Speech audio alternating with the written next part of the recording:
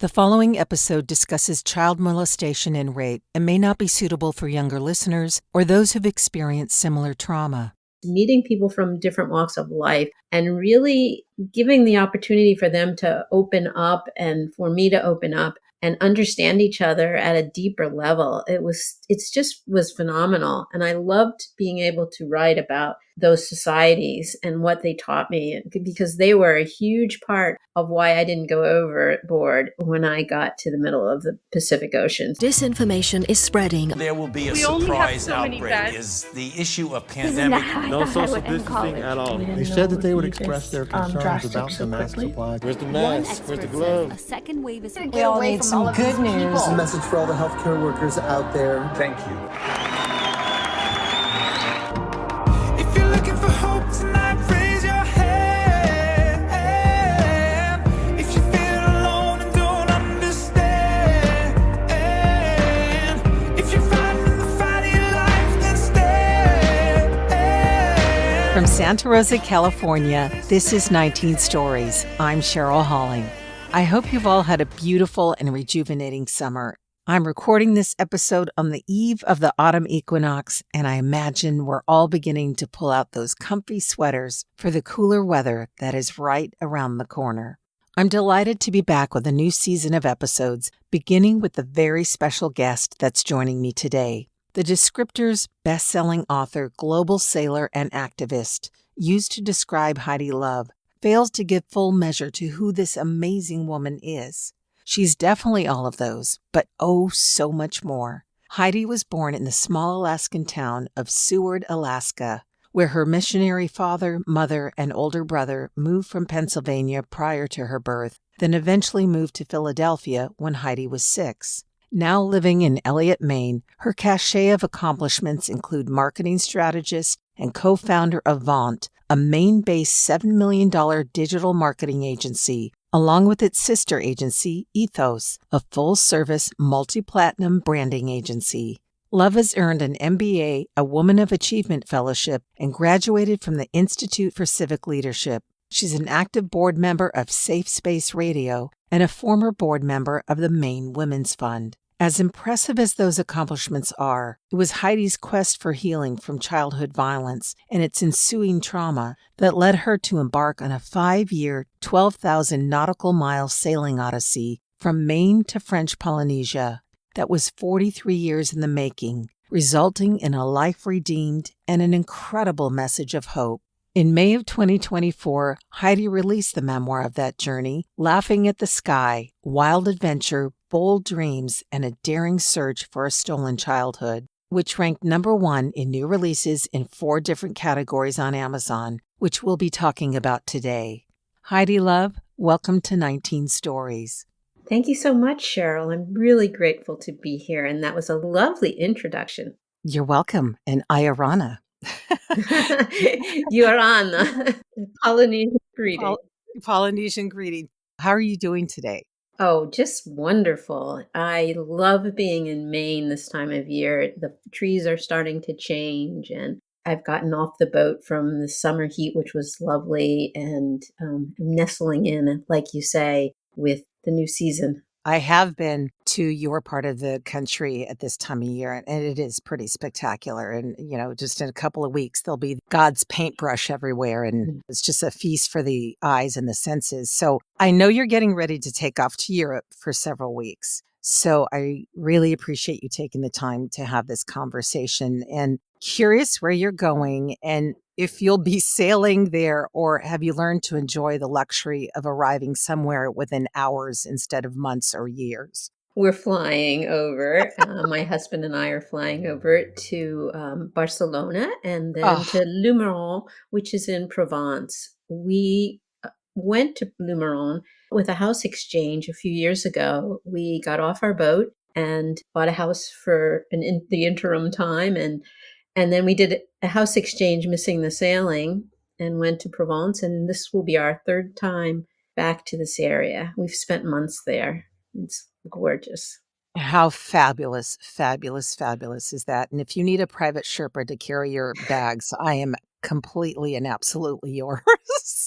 I'll keep that in mind. I mentioned in one of our email communications that I found your memoir to be both inspiring and yet incredibly heart-wrenching, as I imagine anybody reading your book, and I know some of the reviews that many people feel the same way, and that I'm in absolute awe that you've weathered the literal and figurative storms that you've endured. And I want to say that I don't think I've ever dog-eared or highlighted or scribbled so many margin notes before as I have with your book, to the extent that I really wasn't sure which way to navigate this conversation, pun intended, especially since this is your life we're discussing versus a fictional adventure story with dramatic and menacing characters, although your story would make for one incredible biopic.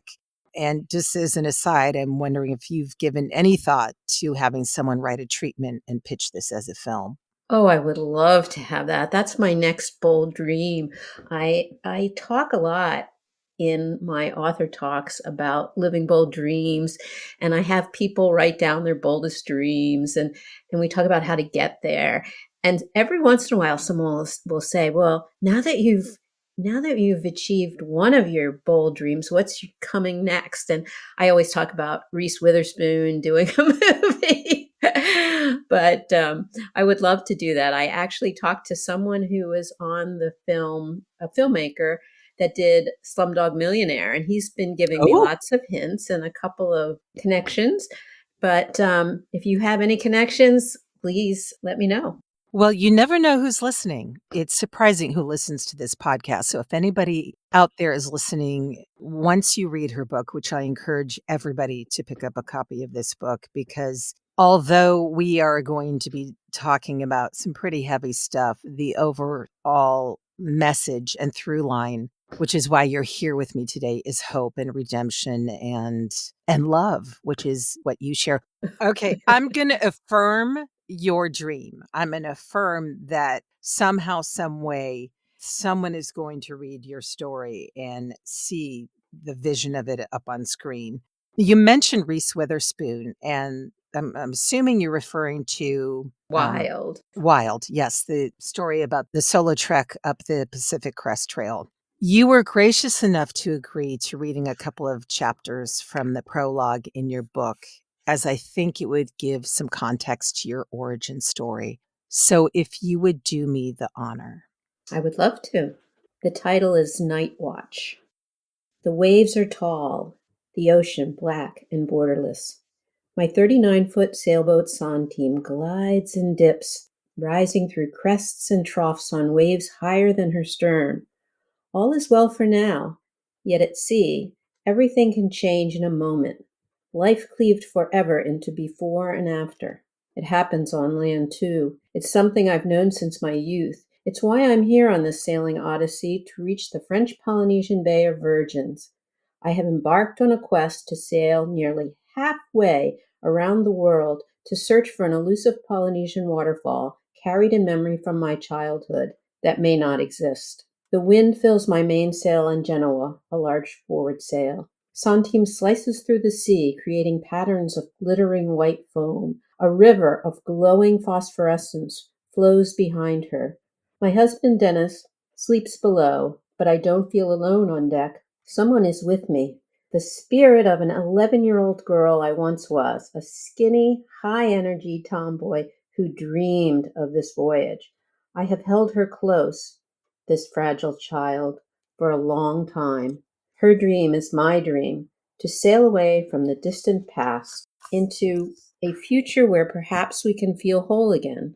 Will we succeed? It's impossible to know, but we're sure as hell going to try. The wind propels us forward. Grabbing a handrail, I feel vibrations of energy flow through my sailboat as though her ecstatic soul trembles. The sky overflows with stars. Tears run down my cheeks as I sense a connection to something more powerful than myself. What am I feeling? Are molecules in my body expanding, blending into the sky and sea? Or am I losing my mind 1,000 miles away from land? Long voyages at sea mess with your head. They can also reveal who you are and what to set aside. Parts go overboard, the parts that hinder or make you cower parts you didn't realize you carried.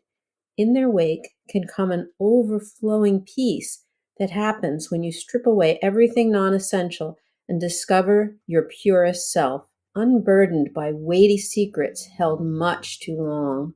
I'm nearing the edge of an epiphany, an essential truth.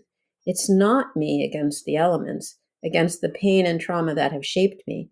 Instead, together, we form a single, powerful, almost mystical whole. But I'm getting ahead of myself. What I didn't yet know is that in order to heal, to feel whole again, I must first break apart. And that is where my story begins. Thank you so much for reading that, Heidi. When I read the line, in order to feel whole again, I must first break apart. And I knew that it must have been one heck of a break for you to want to sail halfway around the world. And yet you have sailing in your blood, as your maternal grandfather, Edgar, was a sailor that unfortunately you never met, as he was lost at sea before you were born. Can you share what that meant for your mother and how that might have affected you growing up?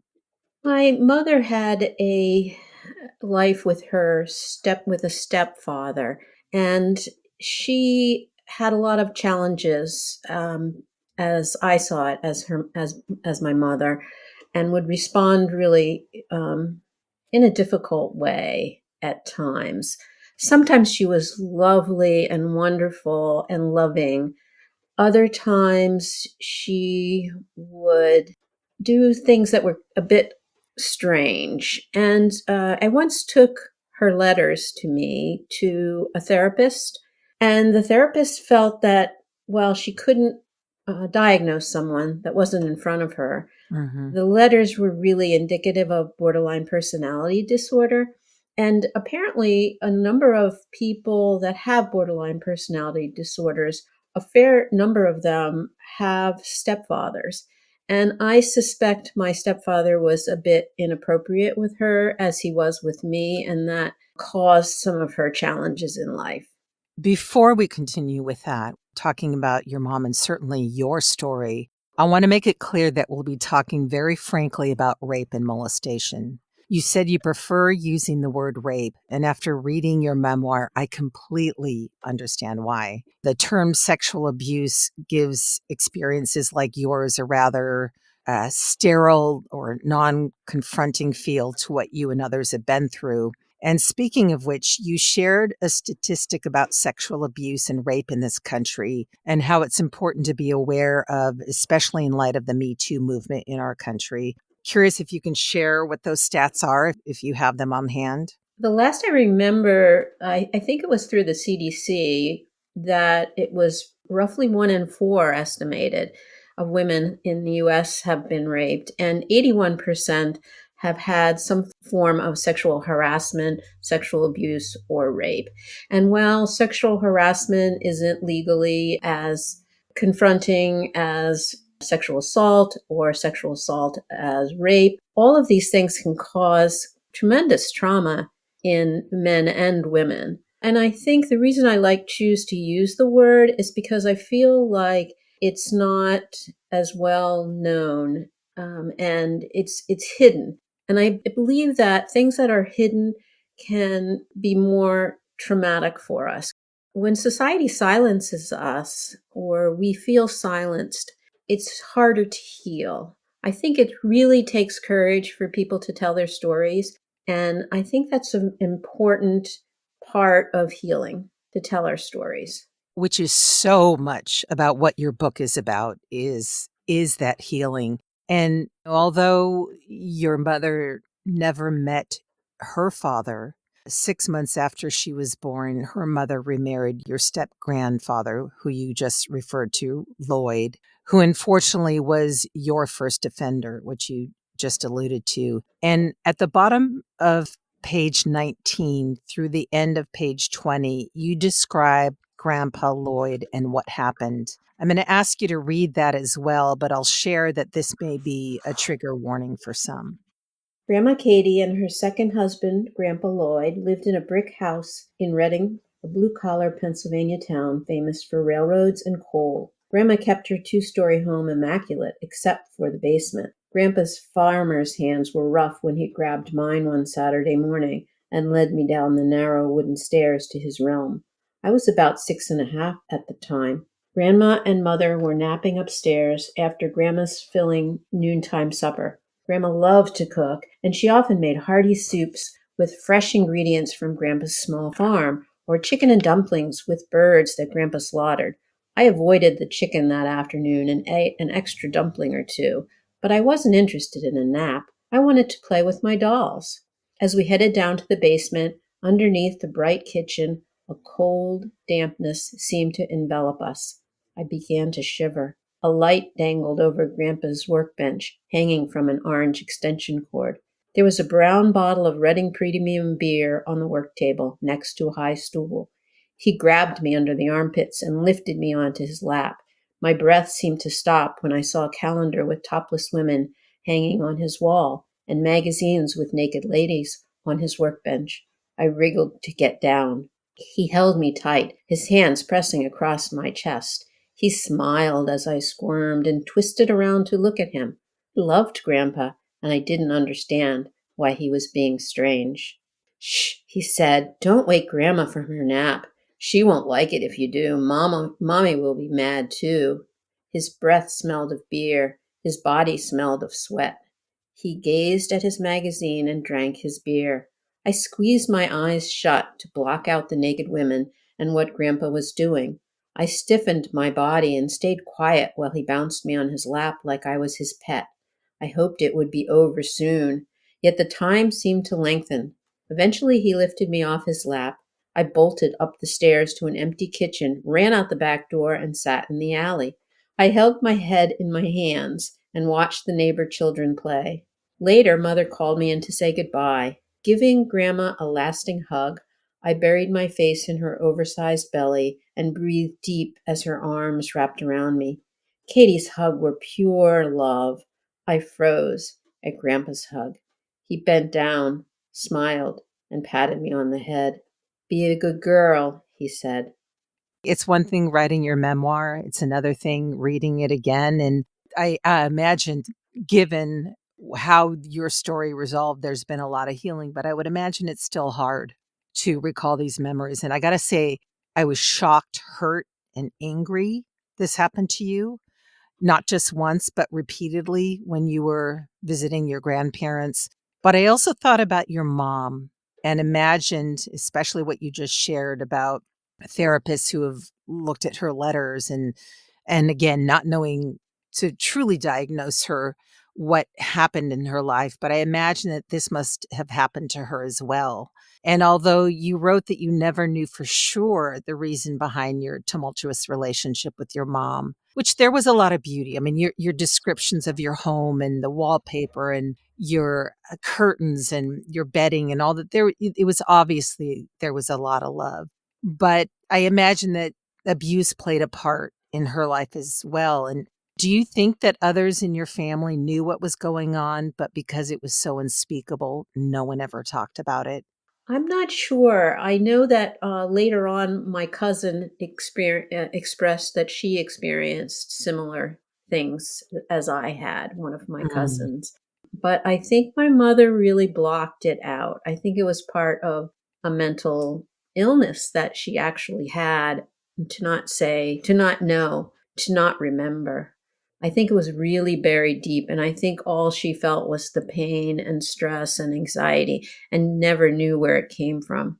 We'll talk a bit about this a little later on, but to then, because of all the things you go on to write about what happened between you and your mom, the fact that you were able to look through a different lens and with a heart of compassion, given that she was never able to articulate what happened. Can I add one thing? Sure. And that is, once I spoke about my issues with my mother with one of my therapists, she turned at me and she said, she may not have done anything differently. She may not have been able to do anything differently because of the mental challenges she had. And that was a different way to look at who she was. Absolutely. No, absolutely. And again, it's looking through that heart of compassion in a different lens. And speaking of a different lens, Philadelphia, May 1967, Mr. Hart and the Orange Glasses. And you've been living next door to the Hart family for 7 years. Your best friend is their daughter, Terry Hart, who is 1 year younger than you, and one of the first people you think of when you wake up this particular Saturday morning. She's wiry, strong, pure spunk, a tigger to your poo. And yet, and this is what you've written. These aren't just my descriptors. I love how I'm excited for your friendship. I'm like, oh, I want to know friends like this. A tigger to your poo, and yet you've never, in all the years of being friends, been inside her house until this particular day. Tell us why you hadn't until then, and what happened when you did. Well, my father worked with gangs in inner city Philadelphia, and there were certain areas of our neighborhood that I was not allowed to go to, and certain homes I was not allowed to go into, and I never knew why. And I tended to just follow what my parents said. I never wanted to cross my mother because I would get into a lot of trouble if I would do that. But I was just so excited to see her this one day that I did. I went over there and I went right in to the house. And looking back, that's something that I would never do again. That is the day that you were raped by your best friend's father. Yes. I appreciate you sharing that. Again, we are touching on so many things that are really, really personal. And to have experienced such a horrific event and then have no counseling, no one who comforted you after this, not even your mother. Again, really respecting what you've shared, whether she was unable to, and even if she did get her help, would have been able to later on. But as a teen, you'd hide in your neighborhood library and read National Geographic and read about exotic, faraway places and vow that one day you'd escape your torment by sailing to French Polynesia and finding the alluring and elusive, and help me with the pronunciation if I say it wrong, Nukuhiva, is that correct? Nukuhiva and Fatahiva. That were pictured in that magazine. And I'm curious, out of all the pictures and places you must have seen, why did this particular place in the world call to you? It was life-changing to me. I was in this it was in this library, and it was getting dark outside. I was dreading having to go home. And I picked up this magazine and I started looking at these pictures. It was an article on Gauguin, and it had photographs and it had paintings. And the women looked so vibrant and alive, and the nature was gorgeous. And I started feeling this light and this energy. And I opened to a page, and there was a full page picture of a waterfall that was sparkling. And as I was looking from the top of the waterfall to the bottom, my eyes following the light, I started feeling this energy on the side of my face, and the hair on the side of my arm began to raise, and I had no idea what it was. It never happened to me before. I still am not sure what it was, but I knew something important was happening. And when I reached the bottom of the page, I saw the caption, "The Bay of Virgins."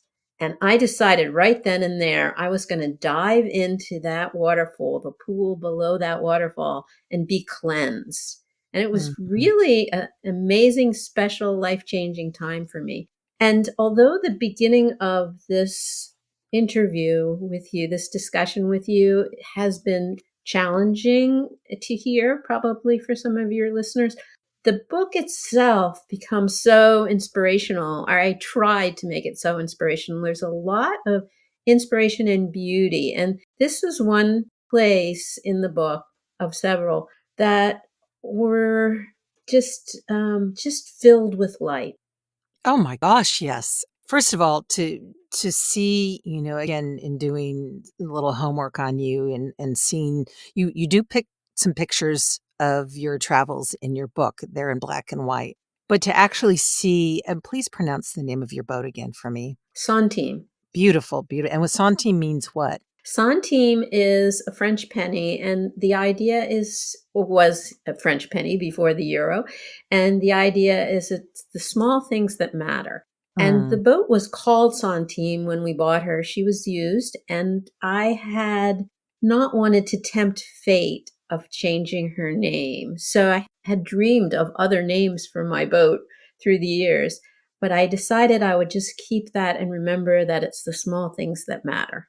I love that. I love that, especially when you share about something that happened to another group of sailors you were with whose boat was named Purgatory. And I thought, well, and you said, be careful what you name your boat. You've got this beautiful and harrowing and just like all the colors you described, your book is filled with all of that. It's filled with the darkness, the light, the colors, the shadow, and everything in between.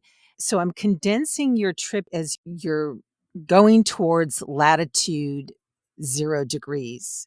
Panama Canal. Panama. You went through the Panama Canal. You're heading towards The Galapagos.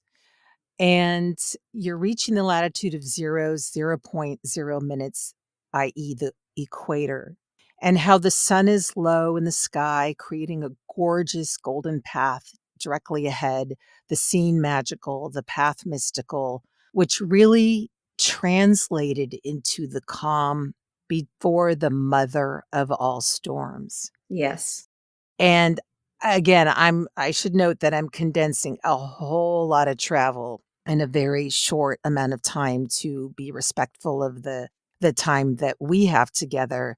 And in your book, you talk about the height of a wave Centime can take on before it threatens to sink. And it's roughly a third of the size of your boat, which is 13 feet, given Centime is 39 feet. Is that correct? Yes. If it's a breaking wave and it hits you broadside, it can knock you over, not necessarily sink you, but knock you over so that you can go 360 degrees. So your mast is totally underneath you and then come back up, which can, of course, that can challenge the crew and the hardware and the sails. If your sails are up also, that's going to make a difference too. So in chapter 26, as you're nearing the end of your journey and the end of your book, you describe what sounds like literal hell you're going through as the blackness of the sea and sky and the ever-increasing size of the waves threaten to take you out. And I won't give away what happened or what you said in your victory over fear and the choice you had to make in that moment. And I got to tell you, I was on the train when I got to this part because I read a lot of your book on my commute. And I'm like whooping it up. People are looking at me like, she's reading a book. What kind of book is that? So, however, given that you reference certain songs that would come to mind when you were facing debilitating fears, I immediately thought of a line from a Casting Crowns song. And I don't know if you're aware of who they are, because you mentioned a lot of music and musicians that I'm like, oh, she knows who Anna Nolick is, and she knows the song "Breathe." But there's a song by Casting Crowns, and the line, "There's a place where fear has to face the God you know. One more day, he will make a way. Let him show you how you can lay this down." And wow, did you lay it down? And so I'm curious, did you feel that God was with you in that moment, or where would you say that resolve came from? There was some sort of power and energy inside around me. Sometimes I would feel like I was as big as the universe, and sometimes I would feel like I was an ant on a toothpick. I don't know what exactly transpired, but I do know that it took a lot of challenges to get there. And I had done a lot of therapy and had a lot of storms that I had weathered to get to that point. And somehow it was the last straw to me. I was either going to literally figuratively. I was either going to figuratively throw my rapist overboard, or it was the end. It was just the end. And so I did what needed to be done, and he drowned at sea. Yeah, and like I say, I won't share, because that's the fine line in interviewing someone about their memoir or book, is that you don't want to give away too much, because you certainly want people to read it, but at the same time, it was so profound. It was just like, at that moment, I was so there with you, and it made me think, because you say in the book that you had a revelation about your 40 plus year journey in getting to this point, about, and I wish I had written this down, so I'll paraphrase, bear with me, where you realized that by living into the fear that you were over and over and over again, and allowing Mr. Hart to take your breath and your voice, you were actually the one that was raping yourself again and again and again. Did I get that correct in remembering what you wrote? Yes, and I'd like to say that survivors are not responsible for their rape Oh, by not any at all. means. Not at all. I know you understand this, but by any means, it was never, ever my fault. However, at one point I had to consider, he was long gone. At one point I had to consider who was creating this in my head. And I realized that I was reliving it over and over again. And that was a real challenge for me to understand that. And then later to know what to do with that. What do you do with that? But that was, in some ways it seems simple, but for me an interesting way to recognize that. Yeah, I don't think it's simple at all, because we are never responsible for pain like that that's inflicted on us. And you even talk about that a little bit in your book, about, especially in the Me Too movement, if this really happened to blah, blah, blah, blah, why is it taking this person so long to come forward with it? And that's a message that you and your turtle sisters, which I'm not going to say who and what they are, because again, read the book. Heidi, it just blew my mind, because you didn't mention this in your book, but your resume is incredibly impressive, from co-founding Vaunt and Ethos to earning an MBA and a Women of Achievement Fellowship.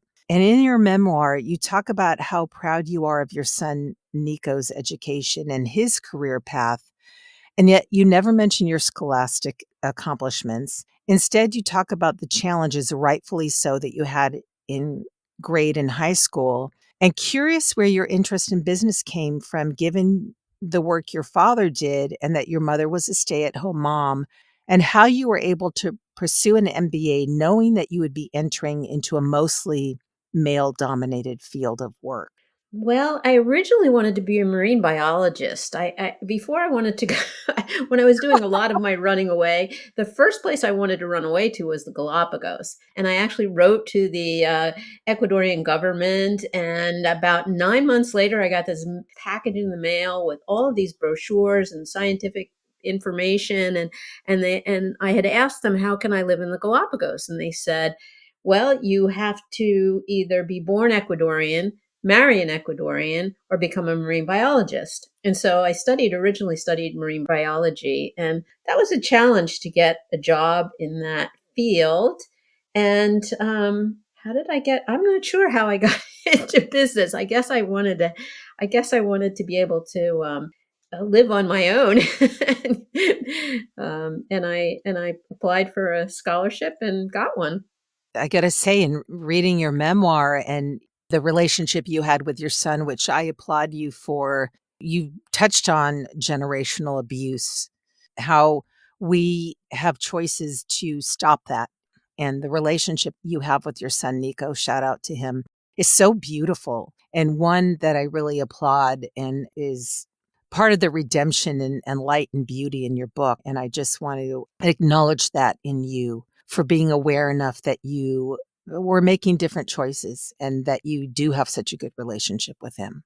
He is such a wonderful son. And he always encouraged me to live my dreams. I guess I talked to him a lot about living your passions, and somehow he would flip it around and asked me about my passions and my dreams. And he's very much encouraged me to dream bold dreams, live bold life. Well, I would say you're doing that. In fact, I gotta say there were times when you were describing such harrowing experiences that you were going through, and then you would say something like, "I wish I was brave," or "When I become brave," and I'm laughing and at the same time kinda yelling at the book going, "Oh my gosh, woman, are you kidding? Are you kidding me? You are facing fear head on. You are slaying the dragon. You are the David and Goliath, and yet I wish I was brave." And I'm like, if only she saw herself as I'm seeing this woman on these pages. So let's talk about for a moment about safe space radio. What is safe space and how did you become involved with it? Dr. Ann Hallward is a Harvard psychiatrist. And when she began to practice psychiatry, she noticed that a lot of times when she was getting deep into trauma with a client, they would look down and there would be a sense of shame. And so she felt that radio would be just a perfect vehicle to talk about trauma and tell stories. And so Safe Space has had years of and hundreds of interviews with people telling their stories. And it takes a lot of courage to tell your story. And when you hear of other people going through hard things, it opens up your own compassion.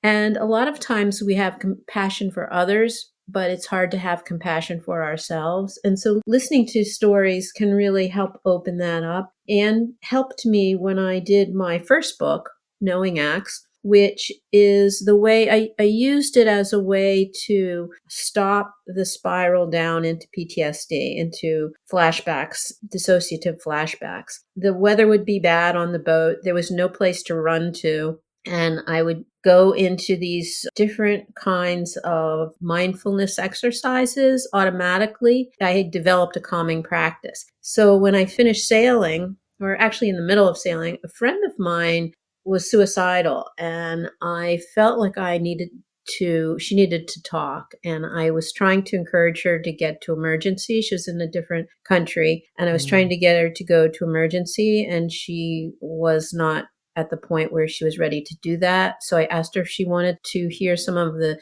exercises that I did. She said yes. And so at the time, one of the exercises was to put on a playlist with songs like you were just mentioning to help bring you up to a better place where you can call and get help. Because sometimes when you're spiraling down, if you feel worthless, it's hard to ask for help. You want to disappear. Yeah. And so I created this book and it helped. Some of the exercises helped her.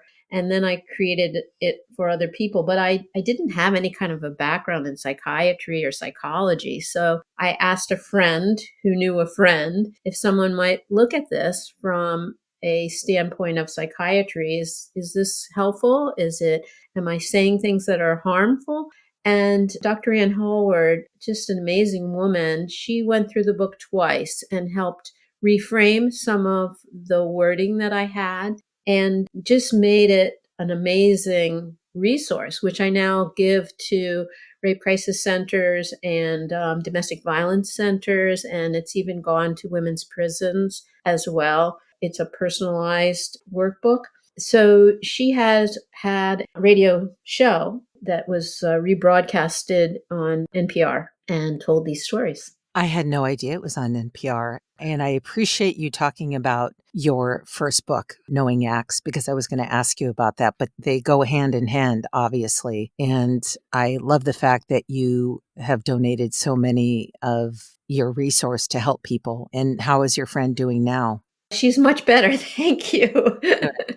I was almost hesitant in asking that, but I had a feeling you wouldn't have shared that story if it wasn't good.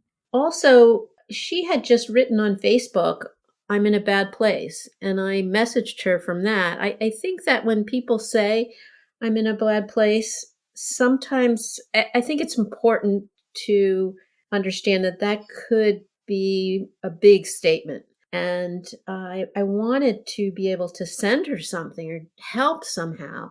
And yet I was in a different country. I was across the ocean. And I've now put that on the website, a couple of exercises right on the website. So if I ever am talking to someone having some difficulty, I ask them if they want to try some of the exercises. It's just a way it's a touchstone to get you to the next place. It's not a magic bullet that keeps you away from going to therapy. I honestly believe therapy is really, really helpful and important. But if this can help bring a person up to get to a place where they can ask for help, that's what I want it to be. And so there's some free exercises on there if anyone ever wants to try it, the playlists and the haikus, and they're fun. It sounds like a beautiful, beautiful resource. And it's very apropos because September 10th was Suicide Awareness Day and September is Suicide Awareness Month. So thank you for bringing that up. And I know at one point you had,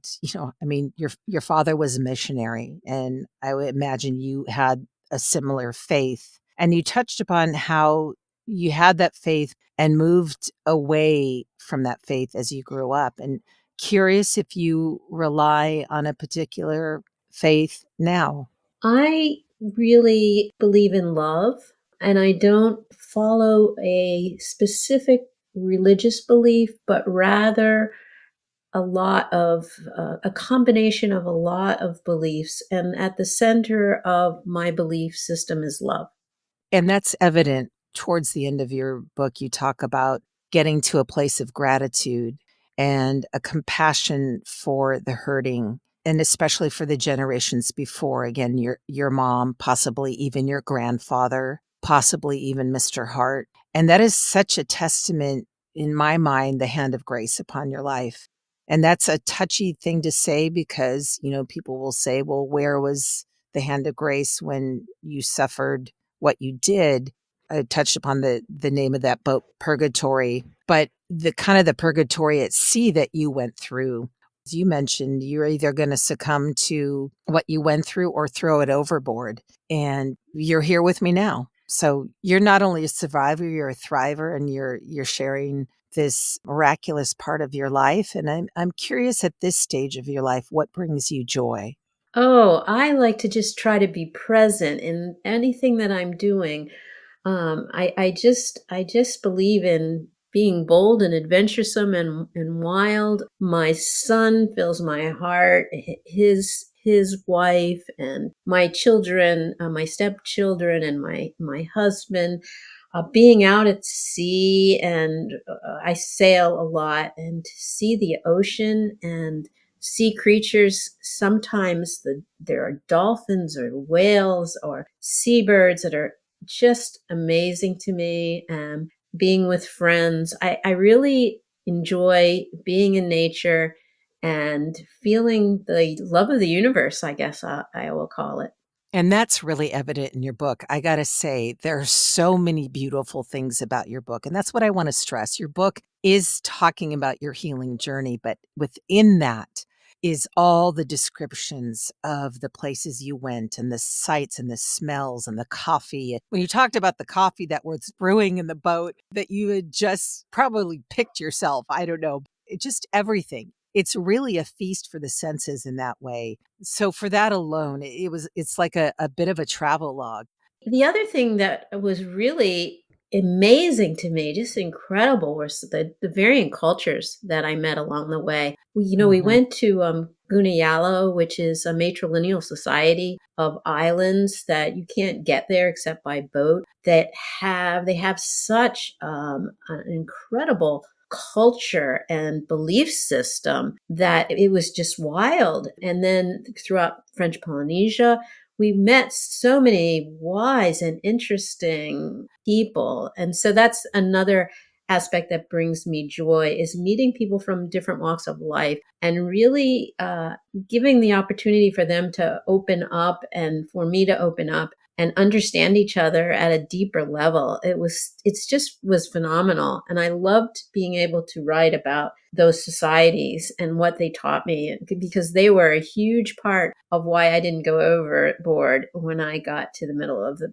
Pacific Ocean, South Pacific Ocean. They're characters in and of themselves. It's like they're marbled throughout your journey to get to finally Nukuhiva. And I'm not going to blow it, but I got to tell you, I feel like whenever we're headed in the right path in our life, it's not without resistance. That's why when we hear about people's success, we just see all the brightness and lightness and success and fame and fortune, if that should go with that. But you're getting close to actualizing your dream.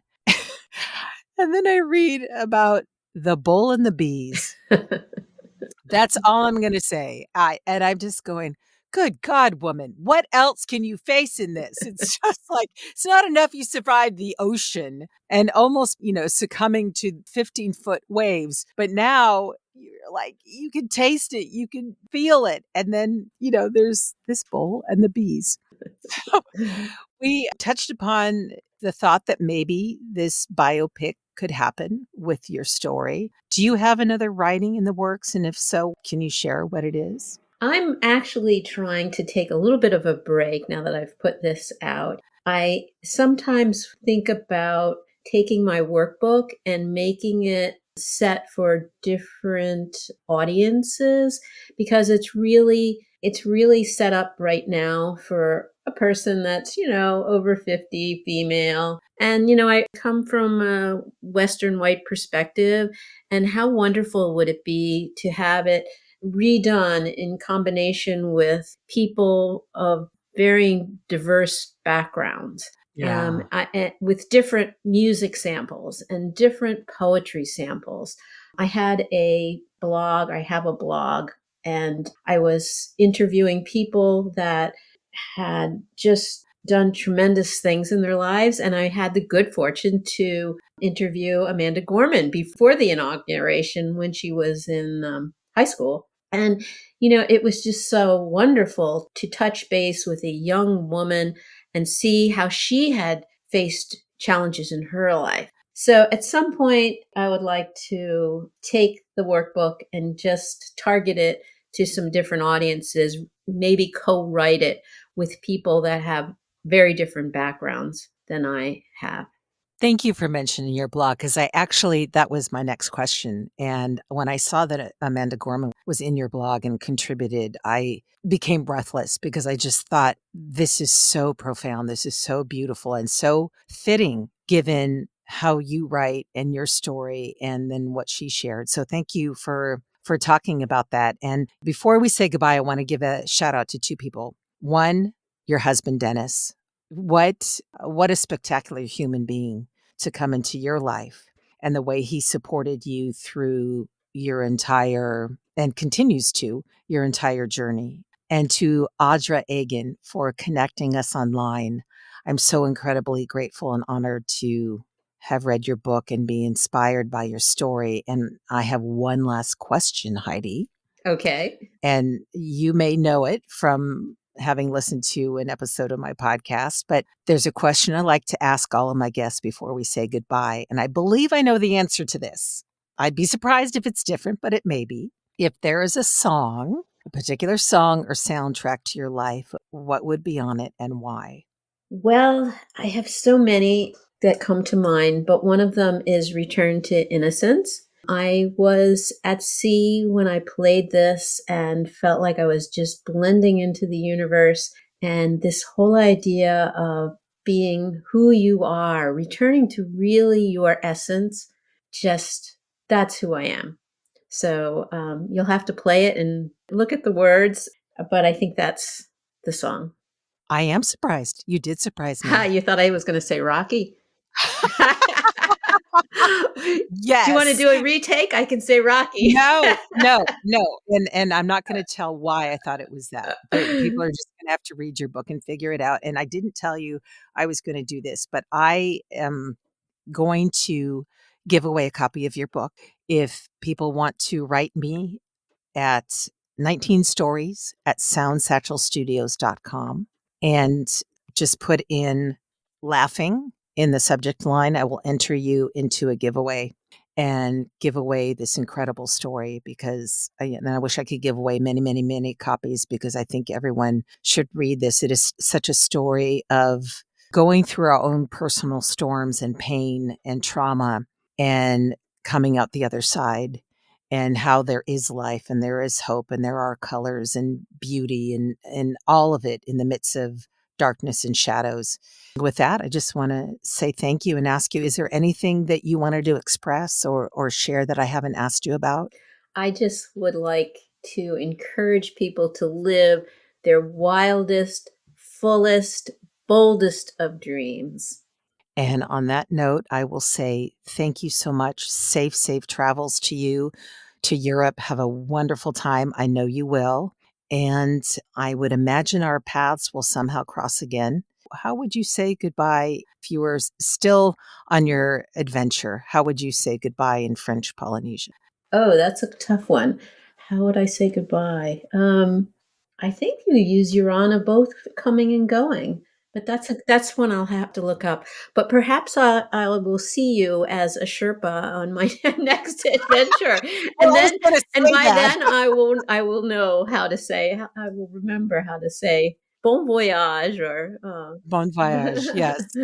au revoir, au revoir, au revoir, merci. I'll give Dennis a break, make a mean pot of coffee, my homemade chocolate chip oatmeal cookies, and I'll earn my keep. All right. Thank you so much, Heidi. I really, really do appreciate you sharing your time with me. Oh, thank you.